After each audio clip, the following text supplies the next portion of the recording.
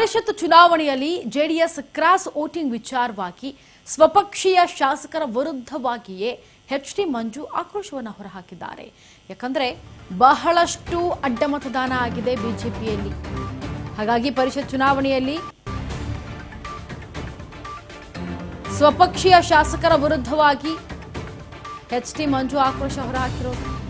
H D. ಮಂಜು K R ಪೇಟೆ ಕ್ಷೇತ್ರದ JDS ಶಾಸಕ. ಕ್ರಾಸ್ ವೋಟಿಂಗ್ ಮಾಡಿದವರು ಜೆಡಿಎಸ್ ಪಕ್ಷಕ್ಕೆ, ಕುಮಾರಣ್ಣನಿಗೆ ಅಲ್ಲ, ಅವರ ಮಕ್ಕಳಿಗೆ, ಅವರ ಕುಟುಂಬಕ್ಕೆ ವಿಷ ಹಾಕುವ ಕೆಲಸ ಮಾಡಿದ್ದಾರೆ. ಕುಮಾರಸ್ವಾಮಿ ಅವರು ಆತ್ಮಲೋಕನ ಸಭೆಯನ್ನ ನಡೆಸಿದ್ರು. ಆ ಸಭೆಗೆ ಜಿ.ಟಿ. ದೇವೇಗೌಡ ಹೊರತುಪಡಿಸಿ ಉಳಿದ 17 ಶಾಸಕರುಗಳು ಕೂಡ ಬಂದಿದ್ರು. ಅದ್ಯಾವ ಮನಸ್ಥಿತಿ, ಅದ್ಯಾವ ಮುಖ ಹೊತ್ಕೊಂಡು ಆ ಸಭೆಗೆ ಬಂದಿದ್ರೋ ಗೊತ್ತಿಲ್ಲ. ಯಾರು ಕ್ರಾಸ್ ವೋಟಿಂಗ್ ಮಾಡಿದ್ದಾರೋ ಗೊತ್ತಿಲ್ಲ. 17 ಜನರಲ್ಲಿ 3 ಜನರ ಕ್ರಾಸ್ ವೋಟ್ ಮಾಡಲಿರಬೇಕು. ಅದ್ಯಾವ ಮುಖವನ್ನು ಹೊತ್ಕೊಂಡು ಆ ಒಂದು ಆತ್ಮಲೋಕನಕ್ಕೆ ಆ ಸಭೆಗೆ ಬಂದು ಭಾಗಿಯಾಗೋದ್ರು ಒಂದೂ ಗೊತ್ತಿಲ್ಲ. ಅವರಿಗೆ ಆತ್ಮಸಾಕ್ಷಿ ಇದೆಯೋ ಇಲ್ವೋ ಅಂತ ಅವರ ನಡವಳಿಕೆ ಬಗ್ಗೆ ಈಗ ಆಕ್ರೋಶವನ್ನು ಹೊರಹಾಕ್ತಾ ಇರೋದು.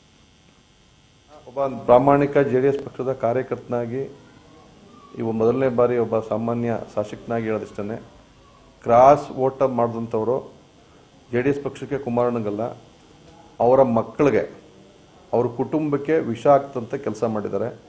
ಆದರೂ ಸಹ ವಿಷ ಕೆಲಸ ಮಾಡಿ 2 ಗುಂಡಿಗೆಯಿಂದ ಬಂದು ಆ ಮೀಟಿಂಗಲ್ಲಿ ಭಾಗವಹಿಸಿದ್ರು. ಅದು ಯಾವ ಮನಸ್ಥಿತಿ, ಯಾವ ಮುಖ ಹೊತ್ಕೊಂಡು ಆ ಮೀಟಿಂಗ್ ಯಾರು ಮಾಡೋರು ಅಂತ ಗೊತ್ತಿಲ್ಲ. ಮಾತಂತರು ಅಂತ ಗೊತ್ತಿಲ್ಲ. ಅಲ್ಲಿ ಬಂದು ಅಲ್ಲಿ 17 ಜನ ಶಾಸಕರು ನಾವಿದ್ದೋ, 17 ಜನ ಶಾಸಕರು ಆ ಮೀಟಿಂಗ್ನಲ್ಲಿ ಭಾಗವಹಿಸಿದ್ದು. ಅಲ್ಲಿರೋರೆ ಕೊನೆ ಪಕ್ಷ 3 ಜನರ ಕ್ರಾಸ್ ವೋಟಿಂಗ್ ಮಾಡಲೇಬೇಕು, ಅಲ್ಲಿ ಮೀಟಿಂಗ್ ಬಂದಿದ್ರು, ಮಾಡಿರಲೇಬೇಕು ಅಂತಾದ್ರೂ ಸಹ ಮೀಟಿಂಗ್ ಬಂದು ಭಾಗವಹಿಸಿದ್ರು. ಅದು ಯಾವ ಮುಖ ಹೊತ್ಕೊಂಡು ಬಂದು ಭಾಗವಹಿಸೋದು ನನಗಂತೂ ದೇವ್ರಿಗೆ ಗೊತ್ತಿಲ್ಲ. ಅವ್ರಿಗೇನು ಆತ್ಮಸಾಕ್ಷಿ ಇದೆಯೋ, ಅವ್ರ ನಡವಳಿಕೆನೇ ಹಿಂಗೆಯೋ, ಅವ್ರು ಬಂದು ದಾರಿನ ಇದೋ ಗೊತ್ತಿಲ್ಲ. ಅವರು 100ಕ್ಕೆ 4 ಮಗಳು ಅವ್ರ ಎತ್ತ ಮಕ್ಕಳಿಗೆ ವಿಷ ಆಗ್ತಂತ ಕೆಲಸ ಮಾಡಿದ್ದಾರೆ. ಆ ವಿಷ ಅವ್ರು ಮಾಡಿದಂಥವ್ರನ್ನ ಉಗ್ರವಾಗಿ ಖಂಡಿಸ್ತೀನಿ. ಖಂಡಿತವಾಗೂ ಎಲ್ಲರೂ ಸಹ ಒತ್ತಾಯ ಮಾಡೋದು, ಸುಮಾರು ಜನ ಶಾಸಕರು ಒತ್ತಾಯ ಮಾಡೋದು, ಇಲ್ಲ ನೀವು ಕ್ರಮ ತಗೊಳ್ಳೇಬೇಕು, ನೀವು ತಗೊಳ್ಳಿಲ್ಲ ಅಂದರೆ ಪ್ರಾಮಾಣಿಕರು ನೋವಾಗುತ್ತೆ, ಇದು ಪುನರಾವರ್ತನೆ ಆಗುತ್ತೆ, ಬೇಡ ಅಣ್ಣ, ನೀವು 100ಕ್ಕೆ 100 ಭಾಗ ನಾವು ಇಂಥವ್ರು ಅಂತ ಹೇಳೋದು ಬೇಡ, ನಿಮಗೆ ಸೋರ್ಸ್ ಇದೆ, ನಿಮ್ಗೆ ಆಲ್ರೆಡಿ ಮಾಹಿತಿ ಬಂದು ಇದೆ, ಒಂದು ವೇಳೆ ಬಂದಿಲ್ಲ ಅಂತಂದರೆ ಮಾಹಿತಿ ಪಡೆದು ಸಂಬಂಧಪಟ್ಟವರಿಂದ ಶಿಸ್ತು ಕ್ರಮ ಜರುಗಿಸಿ ಅಂತ ಹೇಳಿದ್ರು. ಕುಮಾರಣ್ಣವ್ರಿಗೆ ಆ ವಿಚಾರ ಸಂಪೂರ್ಣ ಜವಾಬ್ದಾರಿ ಬಿಟ್ಟಿದ್ದೀವಿ. ಸಂಪೂರ್ಣವಾಗಿ ಏನೇನು ಮಾಡ್ಬೋದು, ಇನ್ನು ಯಾವ ರೀತಿ ಮಾಹಿತಿ ಕಲೆಕ್ಟ್ ಮಾಡ್ಬೋದು ದೃಢಪಡಿಸ್ಕೊಂಡು, ನೀವೇ ಏನು ಯಾವುದೇ ರೀತಿ